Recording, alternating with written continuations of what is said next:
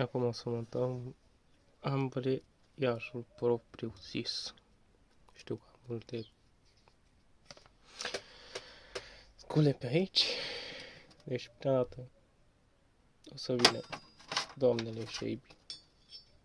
Pac. Pac.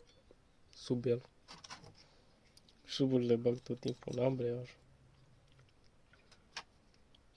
Pac. Pac. Și hai să văd dacă vă pot descurca cu o mână.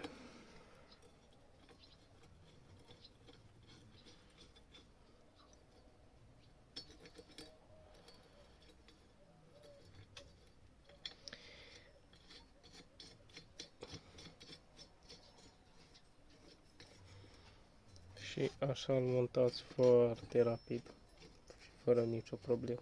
Acum o să urmează să-l strâng, nu mai filmez pentru că vreau să fac un videoclip scurt. Pa, pa!